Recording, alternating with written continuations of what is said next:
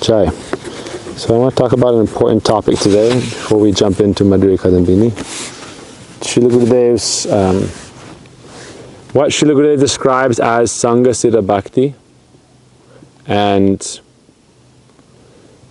pure Bhakti, and how we can develop from mixed Bhakti, Arup Siddha Bhakti, Karma Mishra Bhakti, Gyan Mishra Bhakti to Swarup Siddha Bhakti, or real transcendental devotion to Hari.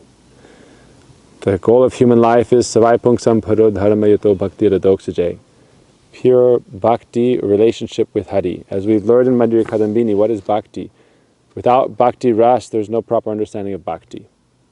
So Bhakti implies, they said, the intrinsic nature of Bhakti is Rasa. And Rasa means your relationship with the Supreme Lord Krishna in one of the 5 humors or mellows. It's very nice how the Swami Prabhupada writes his Bhagavad-Gita introduction, because it contains, like, I don't know if we can get permissions, if anyone's out there, Haribol, BBT, Radhesham. The introduction to the Bhagavad-Gita by Swami Prabhupada covers all of our philosophy beautifully. Within the first few pages, he talks about the 5 rasas. Santa Dasya Sakya Vatsalya Madhurya, relationship with God in a neutral mood. Right? If we don't have any particular rasa, then we'll just have like a kind of neutral rasa. But as we develop, like the sages, their relation with the Supersoul, with Paramatma, is somewhat shanta, passive. That's what shanta means. Then dasya, mood of loving service, sakya, mood of loving friendship, vatsalya, mood of parental affection, and madhurya, mood of romantic love. In the very beginning, Prabhupada talks about this. So bhakti means rasa. Rasa is intrinsic to bhakti, relationship with God. So when we say, oh, I love God, I have devotion for God, it's like, oh, I love God. It's like, really? What's your relationship with Him? Tell me something you love in this world. What do you love in this world? Okay, you love your mother. You love your mother. You have a relationship with her as mother and son. Okay, tell me something else you love. I love playing with my friends. You have relationship with your friends as friends. Oh, you know, there's nice people in this world. I love everyone. Okay, so you have some neutral, passive relationship with people. A mood of like, you know, affection towards them. Shantaras. I love ice cream. It's like, why? Because you've eaten ice cream. So I love God. In what way? In what manner? How? What's your relationship with God? Love for God means relationship with God. What's your relationship with God? So how to develop your love for God from a kind of, you know, it's said that the universal form and God is everywhere in the universe. It's okay. Bhaktivinoda Thakur says good. Good, develop somewhere. But it's like a very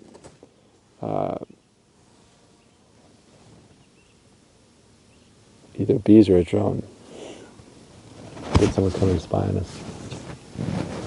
It's a very kind of wishy-washy, neutral, uncommitted relationship. Good. Prabhupada would say, you know, a funny story? Swami Prabhupada's story. It's a good story. A cherry bomb dropped in class and it blew up and everyone jumped up. Prabhupada didn't blink an eye. He said, when pralaya comes, when you die, are you going to be so scared? He said, how are you going to chant Krishna's Nam? So we should try not to be so distracted by drones and cherry bombs. So it's an important point. How can we go from a kind of impersonal relationship with God to a personal relationship with God? From a sense of like, oh, everything is one, and I love God, and I love my family, I love everyone, I love everything, but I have no relationship with God. How can we go from that to something definite? All right, we're talking about something very important. Different stages of bhakti, devotion, and relation with God, and how we can practice a pure bhakti, which is Srila Gurudev's heart and soul in his preaching. He came to the West and taught us not just what is bhakti, but what is pure bhakti. And it's very important to understand the different kinds of bhakti and how we can practice purely so that we can achieve the ultimate result. Right? Why spend your life practicing something, doing it halfway, and not getting the proper results? There's no point. If you're going to do something, do it right. There's no point in doing something halfway. Do one thing halfway. This is something I was talking with Vrindavan Prabhu today. Very interesting point. You can do one thing halfway. What is that? He said if you give your best effort. He said, if you do 50%, Krishna will do the rest. So he says, make the effort, but make it sincere. Right? Gurudev said this. Make a sincere effort. This was in Gurudev's transcription, right? In his lecture. Remember where he said it? Somewhere beautiful, like everywhere. Amazing. We'll find it later. But Gurudev said, Malaysia, do 50%. Krishna will do the rest. Now the beautiful thing is this. Krishna's 50% is what? Om Purnam Mada Purnam. Krishna is always complete. Paddy, Haribo, Jai. Got one more asana, you can sit here. Okay, nice. I invited her for the class. Good, very good. She can sit. Ladies section. Yes. Yep, segregation. I'm just joking. Okay, we'll start for the third time. Keep going. It's a good topic, all right? Something very encouraging, okay? How do we make real relationship with God and practice pure bhakti? So we're saying don't live your life halfway. Live your belief properly. Like, don't just have a belief and keep it on the shelf and dust it off on Sunday for an hour. Live your belief system. Otherwise, why have it? If you don't live it, then it's like you're wasting your time. So whatever it is, like if you want to be great at any career or any sport or any kind of field, do it properly, then you'll get the results. So we're talking about how to properly follow bhakti yoga, since that's what we're practicing here. So how do we properly follow it so that our life isn't just lived in vain? So that's what we're discussing today. How to properly follow bhakti yoga, this path, to achieve its goal. So first of all, we have to know what's the goal. Otherwise, how are you going to achieve it? Oh, I'm doing something. I don't know what I'm really doing, and I'm doing it. It's like, no, our Gurudev would say, know where you're going, then you can go in that direction. If you don't know where you're going, you're driving around in circles in your car. You know, if you ask somebody, and that's when you get tickets, and when you get accidents, you don't know where you're going, you're just kind of cruising around, moving around. Where are you going? What are you doing? So therefore we say, what's your destination? Then you can figure out the way to get there. If you're going to India, you can't drive a car there. Get a visa, get a passport, buy the plane ticket, go to India. If you don't know where you're going, you get in a car, you just going somewhere. It's like, okay, that's one path in life. If that's the path you want to lead, great. There's nothing wrong with that. Just wander around, no problem. Brahmanda Brahmite Kon. It said Brahmanda Brahmite Kon. Someone who's just wandering around existence, no problem. Vrindavan doesn't want to do that. Wandering around in existence, wandering around, checking it out. We've been wandering around, checking it out since many lifetimes. But now, Bhagyavan Ajiv, we've become fortunate, Bhagyavan. Guru Krishna Prasad Bhakti Lata Bij, by the mercy of Krishna, the Supreme Lord, and Guru, the Spiritual Master, in concert. Guru Krishna Prasad by Bhakti Lata Bij, the seed of the desire to serve Krishna is awakened in the heart. That is the seed of bhakti, right? Krishna Seva Vasana is starting to awaken, desire to serve Krishna. So now, how do we live that life properly to achieve the goal? First, understand the goal, understand the sadhana, understand the sambandha. Sambandha means where we are now, who we are, what is this world, who is God, how do we approach Him and develop loving relationship with Him. Sambandha Gyan. Abhideya, what is the process to achieve my relationship with God? And Prayojan, what is my eternal relationship with love? So when we're talking about, someone says, oh, I have love for God. Love how? Like if you ask a child, who do you love? Oh, I love my mama. Immediately there's a relationship. I love my mother. I love my father. I love my wife. I love my husband. I love my brother, my sister, my friend. Immediately there's a relationship. You love, what else do you love? In the West, everything, we love everything. Everything that makes us enjoy. I love pizza, I love ice cream, I love this, I love that. If you have a relationship with pizza, with ice cream, so you know. Right? You don't say, I love clouds. Maybe you love clouds, but you have a relationship then with them. So there's the point is that bhakti yoga means relationship with God. Yoga means connection. And bhakti yoga implies connection to an ishtadev, an object of your devotion and love. So Swami Prabhupada, in the introduction to his Bhagavad-Gita, he immediately says there's 5 kinds of relationship with God. that you can approach through bhakti. Shantaras, like a yogi, through meditation, he realizes the Lord in the heart, super soul Paramatma, and develops love in Shantaras as a neutral stage. Adoring the Lord, meditating on the Lord, but not so much intimacy. Shantaras, Dasyaras, mood of a loving servant. Sakyaras, mood of a dear intimate friend.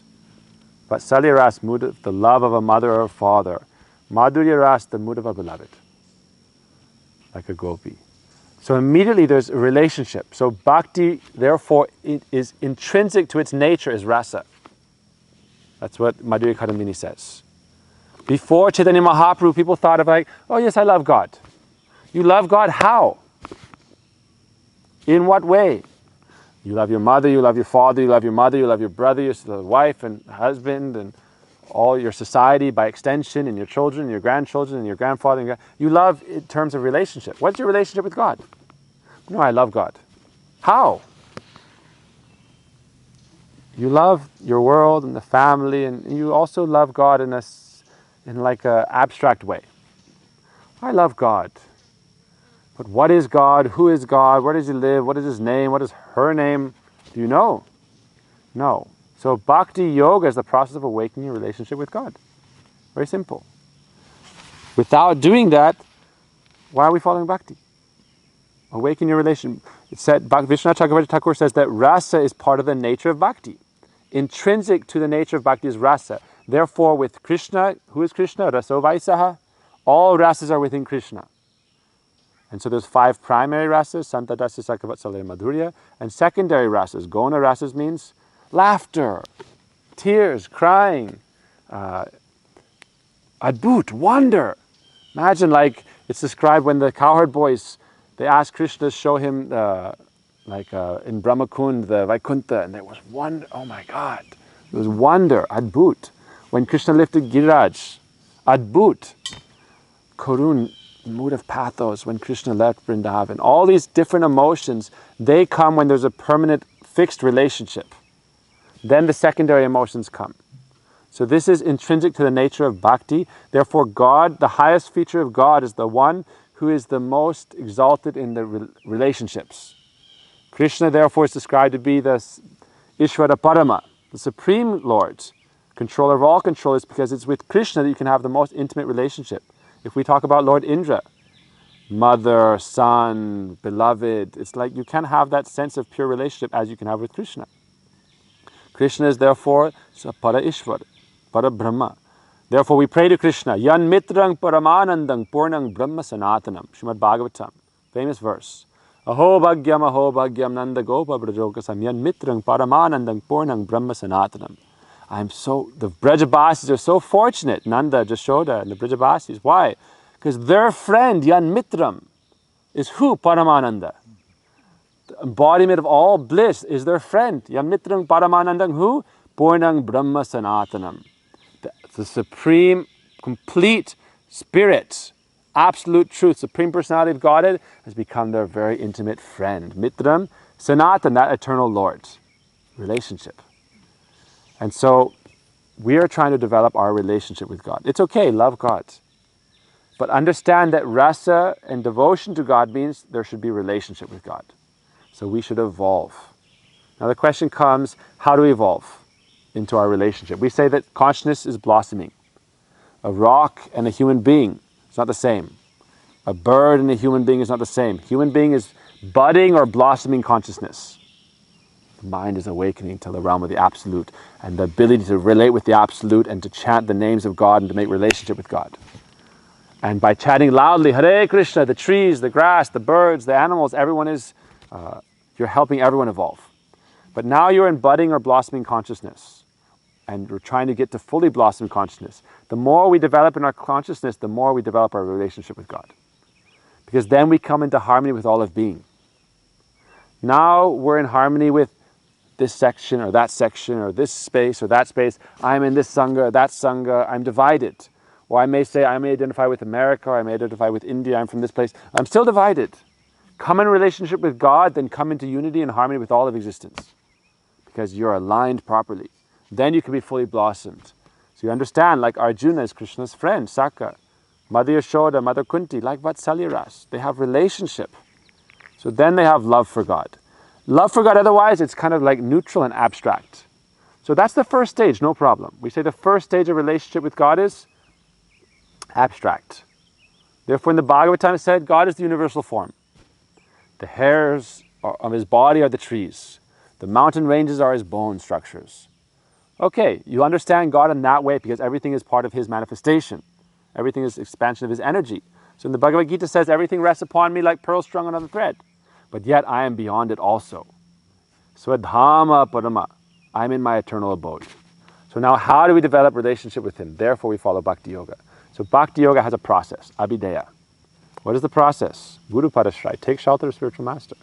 This day and age, no one wants to commit because they're afraid. Fear of commitment. Most people have fear of commitment. But fear of something isn't a valid reason to not do it. Like if you tell us kids, I'm afraid of going to school, I might get bullied, I might get bad grades, how will I make friends? You know, what if no one's my friend? I won't go to school, I'm afraid. But your parents tell you no, anyhow you should go. Even despite your fear, what is courage? Oh, I'm afraid. Still do it. What do we say in our ashram? Just do it anyway. Right? Just did it. We're going to make, so that's one of your sevas. Make a t-shirt. Bhakta Bandhav, logo, serve love, lion like love, hashtag, and just did it. Okay? Just did it. But the other one is do it anyway. You can have do it anyway on the front and just did it on the back. Yeah. Do it anyway on the front and on the back, just did it. Fear of commitment isn't a valid reason not to do anything in your life. Right? I'm afraid of commitment. So what? Find something that you can commit to and do it, then your life will be successful. Otherwise, your whole life will just pass by. You'll never make spiritual progress. Why? Look at the difference. Boys making commitment, Davin, advancing so rapidly. Tirtha, advancing so rapidly. Why? Commitment. I will be brahmachari. Right? Like Bhishma Pitama said, I will be brahmachari then. Deva Vrata, flowers fell from the sky. Jai ho, Jai ho, Jai ho. All the demigods blessed him. Deva Vrata, a vow of the gods. I will do it. He made a commitment. So much progress comes from that, very quickly. Otherwise, it's like we're around a school, but we don't enroll. We can be around the school our whole life. If we don't enroll, what happens? No credits, no advancement, no degree. No proper progress in life. It halts your growth. Therefore, we should not be... A lot of people have some fear, but that's okay. It's natural. But therefore it said, wait. Spend 1 year. Guru should determine if the disciple is qualified. Disciple should determine if the Guru is qualified, if they trust. After 1 year you commit, then after that, any doubt you have, throw it out. Otherwise, it will become gangrene. If you have an infection, cut it out. And if you have doubt, then speak it and have it clarified. Speak it and have it clarified. But if you want to make genuine progress in life, developing your relationship with God, then first understand Krishna has made a process to come to him. Tasmad gurung prapaddeta jigyasu shre uttamam. Now I am lost in material existence. I've been wandering for so long and suffering. But now I don't want to suffer anymore. Tasmad gurung prapaddeta. Therefore, approach spiritual master and surrender. Atato brahma jigyasa. When you are ready to inquire into the absolute truth, then atato, therefore you should approach spiritual master. And shabde parechanishnatam, someone who is versed in the scripture, who can help you progress.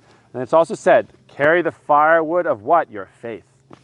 Tad vigyanartam sagurum vikachit samitpani shrotyam brahmanishtam.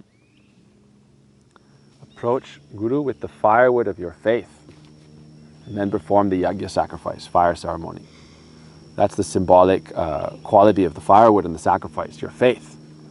Then faith is the seed of, developing seed of bhakti, then it will develop Shraddha, Nishta, Ruchya, Shakti, Bhav, Prem, Man, Pranay, Rag, Anurag, Satvik, Vyabhichari, and so forth.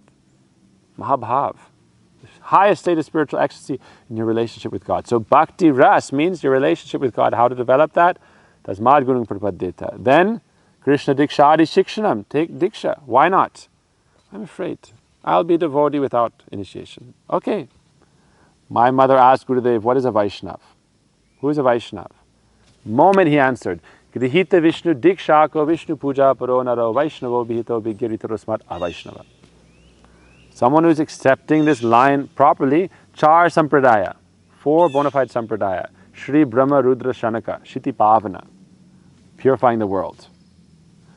Rudra Sampradaya, also Vaishnav. Brahma Sampradaya, which is what we are in, Brahma Madhva Gaudiya Sampradaya. Lakshmi Sampradaya, right? Chatusan Sampradaya. So we approach them, Ramanujacharya, Madhvacharya, Vishnu Swami, Nimbaditya. And then in the present times coming down in our line, different lines. So then Krishna Dikshari Shiksha, and then we become Vaishnav. Why? How do we become Vaishnav? Because the Jeev by its nature, the soul by its nature is servant of God. Right? That is our natural condition. Jai Mane, Jai Na Mane, whether we accept it or not, even if we're serving Maya, we're serving God. Because Advaya Gyan Paratatva, there's only God. He is the Supreme Lord. Meaning, it's described like the sun globe. There's the sun, there's the particles of sunlight, there's the rays of the sun, there's the reflections of the sun, and there's darkness or the absence of the sun. That is Maya. Yata Basho Yata Tamaha. In the Bhagavatam it's described, Chatusloki. But what is Maya? Riteyartam yat pratiyeta na pratita chatmani tadvidyaratmano maya mita basho yata tamaha. Wherever you don't see God, that is Maya. But where is God? Everywhere. So your illusion, that is Maya. Your ignorance, that is Maya. Learn to surrender and see Him. So therefore, what is our prayer? Try to take shelter and then follow the process. So everyone is a Vaishnav. Jeev Matra, they're a servant of God. Nitya Krishna Das. You can't change that. Jivera Swarup Hoy Krishna Nitya Das. The nature, constitutional nature of the living entity is eternal servant of God. Whether it's a blade of grass or an ant or a microbe or whatever it is, a human being, everyone is the eternal servant of God. Therefore, everyone is by nature a Vaishnav. But yet, your potential is a Vaishnav. How do you become a Vaishnav? Therefore, we say, follow the process. Our Gurudev said, take Diksha, then worship the Lord. Puja Paro Naro. Then you become exalted. Na Deva Devam Archayat. You have to take the mantra, because without the mantra, you don't become qualified to serve the Lord. Na Deva Devam Archayat. How do you perform archan, or worship, without becoming established in godliness? Right? In the proper cleanliness, proper standard, proper meditation, Atma Shuddhi. Every morning, what do we do? Atma Shuddhi. Mental and spiritual cleanliness. What is that mental and spiritual cleanliness? I am not this body. I am not this mind. This body is a temple in the service of God. Right? Let the mind always meditate on the lotus feet of God. But what is my duty? I am not a man, woman. I am not a Brahmin, Kshatriya, Vaishya, Shudra. I am not Grihastha, Vanapras, Brahmachari, Sannyas. I am only the servant of the servant of the servant of the beloved of the gopis, who is the embodiment of eternal bliss, Sri Krishna. That is my identity. Atma Shuddhi. Every day we meditate on that. Then we can understand, now I am qualified to serve the Lord. And then I can gradually progress step by step. So then we can understand gradually what is our relationship with God. So therefore we say Sangha Siddha Bhakti, Arop Siddha Bhakti, Karma Mishra Bhakti, Jnana Mishra Bhakti, all stumbling blocks in the path. We have to progress further. What is, Karma Mishra? Mostly I'll do karma and a little bit of this and that, but I won't really focus on Sambandha. What is my Sambandha with my Ishwar? Bhakti means who is my Ishtadev? Whether I'm worshipping Mahadev or Mata or anyone. But for us, worshipping Sri Krishna, what is my relationship? How can I develop that? Swarup Siddha Bhakti. Swarup Siddha Bhakti means bhakti that is related to my Swarup and Krishna's Swarup and perfecting that's our relationship with Krishna. Swarup Siddha Bhakti. And the main limbs of Swarup Siddha Bhakti what? After we take initiation? Shravanam, Kirtanam, Smaranam. 3 main limbs. Hearing, doing kirtan or chanting, singing, japa, and smaranam, remembering the Lord. Those are the 3 primary limbs. From those 3 primary limbs, everything else can come. Archanam, worship, vandana, offering of prayers. Vandanam can be kirtan, right? We're offering prayers, that's kirtanam.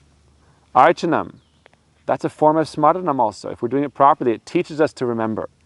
Because when we do archan in the morning, we meditate on Krishna in all the stages of his worship. And we meditate on the root, which is very important. Nam, we chant his names, but then archan, we meditate on his form. Oh Lord, I'm offering you a seat. I'm offering you flowers to your lotus feet. I'm bathing your feet. I'm offering you some mouthwash. I'm offering you a drink. I'm bathing you. I'm drying your cloths. I'm giving you oil massage. Now I'm drying your body with the soft towels. Now I'm bathing you with warm water and fragrances and giving you flowers. Now I'm dressing you beautiful clothes, giving you a beautiful garland, offering you foodstuffs, doing your arti. This is archan. So you're meditating on the form of God, smaranam. But really, without shravanam, kirtanam, smaranam, what this means is that if you're doing archan and no smaranam, if you're doing vandanam, no real kirtanam, and you're doing the other process, sakyamat, you need to develop these three primary qualities: shravanam, kirtanam, smaranam. Hearing, chanting, remembering. Most important. Therefore, when we're doing shravanam, we're hearing about Krishna and we should try to remember Krishna. Same. After we hear class, we should try to remember what is the essence. Then we can speak it again, kirtanam. Then shravanam, kirtanam, smaranam, all complete. So this is our abhideya. This is our Surup Siddha Bhakti. Now, there's different kinds of bhakti. Some people get distracted in different things. Sangha Siddha Bhakti means what? Sangha Siddha Bhakti means try to please everyone. And Gurudev also describes, oh, I'm a very virtuous person, I have lots of good morals, this and that. Gurudev said, without love of God, what is your morality? He said, you have some obligation to your spiritual father, your father, the creator. Right? Morality without God is not real morality. It means Gurudev would call it a brotherhood of thieves. Hum bhi chup, tum bhi chup. In Hindi we say, I'll be quiet, you be quiet. I won't snitch, you don't snitch. And we'll have good... Why? If thieves are always fighting with each other, then it'll lead to struggling to one or the other. Who knows? Maybe one day you defeat me, next day I defeat you, you hurt my family, I hurt your family, tit for tat. What's the point? So I'll be good, you be good, we'll all be good, but no God. This is what the secular world wants. Morality without God. What's it lead to?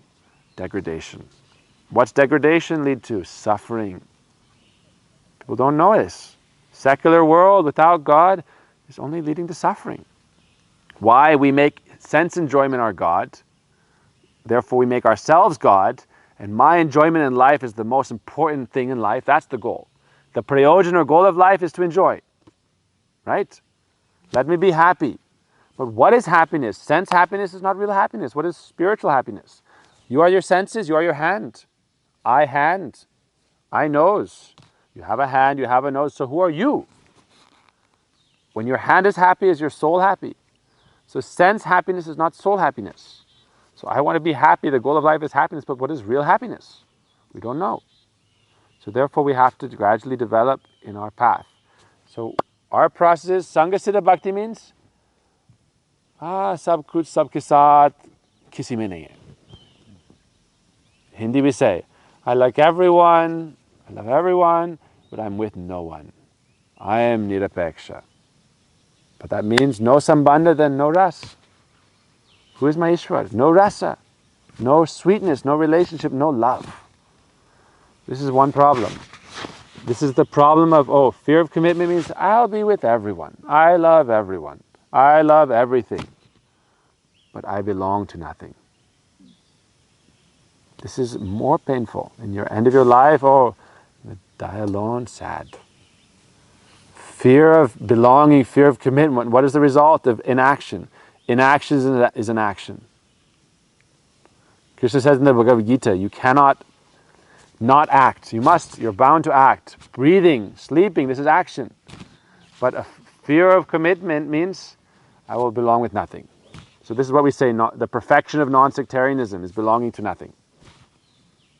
But what we say is respect and honor everyone and everything. Jive samandive, honor every living entity. Namaste. Honor every blade of grass. Honor every animal, any insect, every human being. When there was a Mrigrari the hunter, half killing animals, causing so much suffering, after he took mantra and started following spiritual life, then his guru came, Narad Muni, with Angiri Rishi, and he was very careful to avoid the ants. I won't hurt any living entity. And then he started to honor every living entity. So this is non-sectarianism. Honor everyone. Don't fight with anyone. Why? Don't criticize anyone. What's the point? Why waste your life? Kahare na koro ninda Krishna Krishna boli. Don't waste time criticizing. Chant Krishna's names. Don't waste time criticizing people. This is non-sectarianism. Oh yes, what you're doing is good, what you're doing, yes, Haribo. Dandavat pranams. Jai ho. Aapki jai ho. Aapki bhakti bhi jai ho. Sab jai ho. But where's my sambandha? The danger of over non-sectarianism is that no belonging. What do you belong to? Who says, oh, you are mine? And who do you say you are mine? More important than I am yours, I can say to Krishna, oh Bhagavan Krishna, aap mera hai. You are mine. This is the mood of Rani. Madhya Bhakti. Madhya means you are mine. You say, oh, I love everything, I'm one with everything, everyone should be happy with me. This Sangha Siddha Bhakti means I want everyone to be my friend. How can everyone be a friend? Friend to all becomes friend of none. Unless you're a friend of God, you can't be a friend to all. It's theoretical only. Not factual, theoretical. Friend to God, then you can be a friend to all. Friend to all, friend to none. Where's your sambandha? It's theoretical, I love everyone, yes, but when they poke you, when they hurt you, when they kick someone, you, oh, I love everyone, but really you love this person or that person or this person. It's all hypocrisy. My relation is with this group and this thing and this thing. And then somebody hurts it and then I'm against. So how can we develop real sambandha? Therefore, honor all, respect all, but develop some specific belonging. What is that? Sambandha nuga. Kama nuga, right? What is your sambandha and what is your relationship? Right? This is very important in bhakti. So the danger of Sangha Siddha Bhakti is that we're afraid. I know this from my own experience. I'm afraid because if we commit to something, comes along with commitment? Or what if God tells me to do something? What if Guru tells me to do something and that displeases someone else? I've seen that a lot in my life in India, living 15, 16 years. One person gets an instruction from Guru, oh, but what if it displeases this other person? You mean like your mother or something? No. Friend, this other person. Like, for example, like you have a lot of people, a lot of friends. But if you do something particular, then they may think, oh, why are you doing like this? Or you may have to do something that's demanding or difficult or challenging. You can't please everyone in life, right? We say you can please everyone none of the time. Most people some of the time. And some people a lot of the time. You can't please everyone all the time. Sangha Siddha Bhakti means I'm trying to please. Gurudev was giving this class. He said, I'm trying to please everyone. I'm trying to be virtuous and this and that. But he said morality comes from God, the creator of everything. So if you don't develop some love for God and relationship with Him, then your morality is ultimately weak. It has no foundation. There's no relationship, no sambandha, no sandini, so foundation. So therefore we say, this is a danger. In relationship means there are some responsibilities. So we're afraid of responsibility. We're afraid of practicing with commitment. But unless you practice with commitment, say you want to become an Olympic champion. I'll practice sometimes, I'm talented. You can be the most talented person. If you don't study and practice, you won't achieve anything. Right? You could have been Michael Phelps. You know, Michael Phelps, he won like 60-something gold medals. 60-something gold medals. When he was a young man, very young, he wanted to play football, he wanted to play basketball, he wanted to do this, he wanted to do that. He did a little swimming. His mother said, no. You're very good at swimming. Do it properly. Later you can play football and basketball as a hobby.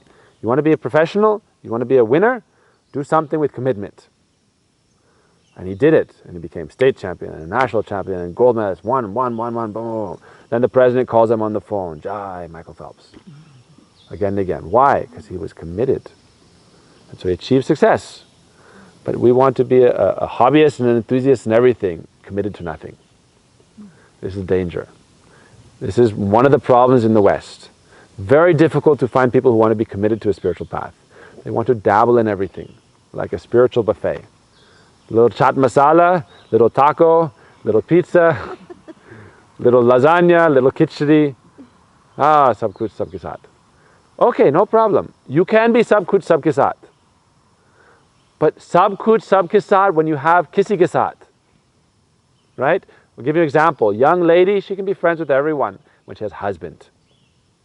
You try to be friends with everyone without husband, become prostitute. Very dangerous. right? 16, 17-year-old lady hanging out with everybody. What's going to happen? Traveling the world, hanging out with everybody. But you have fixed relationship, then everyone respects you. But you stay true to your relationship. Sati, chaste, chastity. So this is one of the dangers of commitment. Oh, we have to be chaste now. We have to be responsible now. We have some obligations. When you get married, you have obligations. Or you can have children. You have to take care of the children. Oh, I don't want to. This is the Western society. They don't want children, right? Now more and more they don't want commitment in marriage. Our Gurudev would say the problem in the world is not wealth and technology, communication and medicine. He said the problem in the world is the lack of commitment and love. I want temporary relationships. I want no commitment, no responsibility. Then what is going to happen in my life? Nothing. Live and die. So our process is pure bhakti yoga. We don't want to be, Bhaktisiddhanta Prabhupada said, the whole world can stand on one side. I'll be alone with my Guru, following his instruction. I don't care if everyone's opposed. I'm not worried. I'm not doing it for them. My love is pointed up. Then he says you can be Guru. He said Guru is always serving his father, and he's serving his father, and he's serving his father. Then you're a disciple. Otherwise you're looking son, mutra. Not putra. Putra serves the father. Then they are putra, deliverer. Mutra means going down, down, down, down, down. So we think of our father's happiness. He's thinking of his father's happiness all the way up to Krishna, the Supreme Father. So this is our process. So it's a very dangerous stage where they would say this in-between kind of Tatashta stage. We've been living in Tatashta for a very long time, so we're comfortable. But spiritual life means you want success, choose a path and follow seriously. Without a doubt. Krishna says, Yanti deva vrata devan. Worship the demigods, go to the demigods. Pitrin vanti pritivrata. Worship the Pitri Loka, you'll go there. Bhutani yanti bhutteja, worship the Bhutas, Preta, then you'll go there. Yanti madhya jinopi mam, worship me, come to me. Simple. Wherever you worship, you'll achieve that state. Yang bhapmi smaram bhavam. Wherever you meditate upon, you'll achieve that state. So meditate on God, achieve relationship with God. So this is our process of bhakti yoga. Pure bhakti yoga is what we're looking for. And we shouldn't be afraid. We should take some time, understand what we want in life. Like this is not, okay, say we're not talking about bhakti, say we're talking to kids or teenagers or something. Figure out your goals in life and strive forward. Gradually. Don't push yourself too hard, don't rush. Okay, be a kid, no problem. But decide on a path and pursue it. Guaranteed you'll get some success, whatever is your karma, right? You're not attached to the fruits. But you'll find something that you can achieve. So we're trying to practice very seriously. This is a very difficult stage. Gurudev said Sangha Siddha Bhakti is very difficult. Because we like to be liked, we like to be loved in harmony with everyone. It's very difficult. Oh, if they don't like me, if I do this, someone else may say something. How to please everyone all the time. That our mood is how to please Guru and Krishna. Then everyone will be pleased. Yashmin tuste, jagat tuste. If Hari is pleased, the world is pleased. Why? Durvasa Muni came with 60,000 disciples to Yudhisthira Maharaj to feed him. And Draupadi had already cleaned her Akshay Patra pot that was never emptied. And what happened? Oh, how will we feed him? It was empty. She couldn't fill it up to the next day. They would be cursed. So they prayed to Krishna. Krishna came. You must have saved something for me. One tulsi leaf was stuck to the side of the pot. He ate it. I am satisfied. Triptosmi. And all the sages began to burp. And their belly was like bloated. And they all ran away. Oh, Bhima was calling, come for lunch. They all ran away and hid. Why? We told him to cook for 60,000 people. And now we can't eat anything. Then we'll be cursed. So this is how Draupadi was saved by Krishna. You heard the story? Beautiful story. I'll tell the story quickly and then we'll stop, okay? Showing you that if you have relationship, Draupadi had sambandha with Krishna. So she called out to Krishna, then he came. Hey Govinda Raksha Sharanam. Then he came because of sambandha. No sambandha, then who will come? So real bhakti comes from mamata. Mamata means minus. This is the mood of the gopis. You're my bacha. When Uddhava came to Nanda and Jashoda, he said, oh, Krishna is God. He said, he may be God, but he is my son. He is my son first. I will have to chastise him if he's naughty. He's God, okay, no problem. That's his problem. That's his position, but he is my son. You tell the gopis he's God. No, how can he be God? He's such a naughty boy. But he is my beloved. That's what Radharani says. Radharani says love has pride in possessiveness. Mamata, he is mine. Therefore we sing to Radharani what? Madhya Radhe, Madhishwari, Pranishwari, my Ishwari, my life. Radha Krishna Pranamor, you are my life. Pranamor Jugala Kishore. Radha Krishna, they are mine. Develop that mood, then bhakti, well, success. Relationship, success. You'll be successful. And you can do it in a very simple, gradual way. So the story is, Duryodhana was antagonistic to the Pandavas. He thought of a ploy to destroy the Pandavas. They were already in exile. So he thought, anyhow they're in exile, how can I curse them? So they'll always be in exile and suffer. So he went and worshipped Durvasa very nicely. Kitna bhakti kiya. Ati bhakti chore lakshan. In Hindi you say, someone shows too much devotion, sign of a thief. Ati bhakti chore lakshan. So therefore Duryodhana went and showed so much bhakti to Durvasa. Worship, worship, worship. He said, oh, I'm happy, give you anything you want. Oh, I have such a good desire, I'm a good person. My dear cousins, the Pandavas, are in the forest in exile. Oh, poor them. You should go and visit them, bless them. Okay, no problem, but you should go at lunchtime. One more thing, you should go at specifically this time. He had intel when Draupadi eats. Because Draupadi had the sun god, right? Give her a pot that was called Akshay Patra. Means it never empties until she eats. Because she had a boon in the forest, it's hard to find food. And Bhima likes to eat so much, especially. Bhima can eat as much as the 5 brothers, the 4 brothers, and Kunti and Draupadi. And so she would cook, and then other sages would come, guests would come. So until she ate, it would remain full. When she would eat, it would empty. So the pot emptied. That one day he said, go at this time, right after I know she ate. Go at this time. He didn't tell Durvasa. So Durvasa arrived with who? Guru doesn't go alone. 60,000 disciples. Durvasa Muni, 60,000 disciples. Oh, I'm here, Haribo. And Yudhisthira was very happy, welcomed him. Please, swagatam, idam asanam, tat padyam. Here's your seat. Here's your foot bath water, please. Durvasa said, oh, I'm a little hungry. So Yudhisthira, oh, Draupadi, you can feed him. Draupadi's face just said, like, come aside, indicated. And came, Yudhisthira said, Draupadi said, I already ate. The pot's empty. So Yudhisthira was very gambhir, very grave. Like he's very intelligent, composed.